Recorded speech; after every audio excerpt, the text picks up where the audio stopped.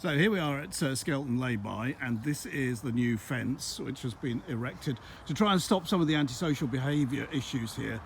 Not only dogging and cruising, al fresco sex, but also litter and fly tipping and things like that. Zoë Metcalfe is Police, Fire and Crime Commissioner. Zoe, first of all, could we just talk around the fact that the fence sort of ends at the end of the lay-by?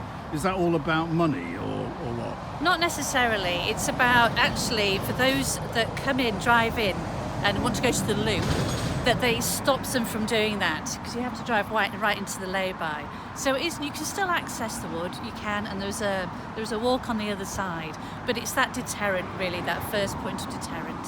Wouldn't you have liked to have fenced the whole thing off and closed it off altogether? No, I don't think that's necessary. Right. And I don't think that's right either. I mean, it's a piece of private land which the landowner allows people to walk on. There is a nice walk there to the actual hotel, but we just felt that this was appropriate and proportionate. Right. So the idea is to try and reduce the problem then. Yes. People could still get in, Yeah, but it's just not as convenient. that's right. Yeah.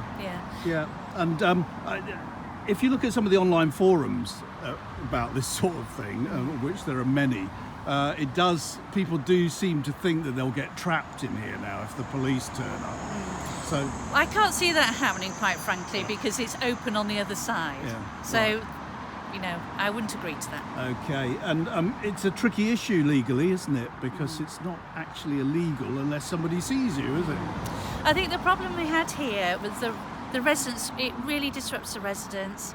They're really concerned about it. The police have been concerned about this lay-by for the past 20 years and wanted to get something done. And this was a really good neighbourhood community project where they all came together and they applied to my community fund to get the funding to put this fence up.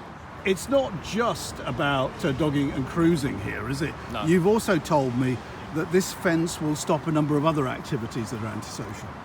Yeah.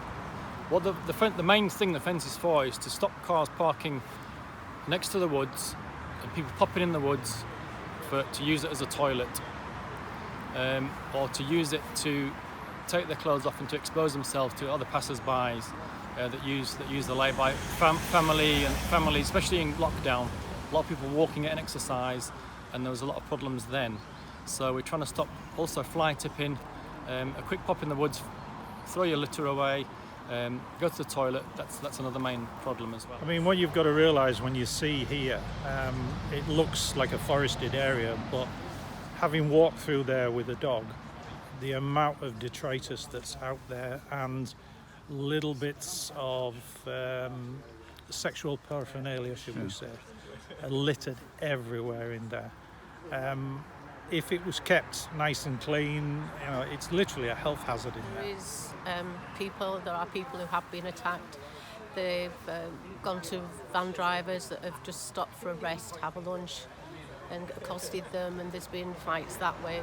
There was a lady, well, a man dressed as a lady, has been up at the top. She was attacked, and the police came and she had to go to hospital. It was one of the gentlemen, but you know, so it has got its problems within its problems, and I say with all the drug paraphernalia that's on the other side of here, you know, it's quite obvious what's going on.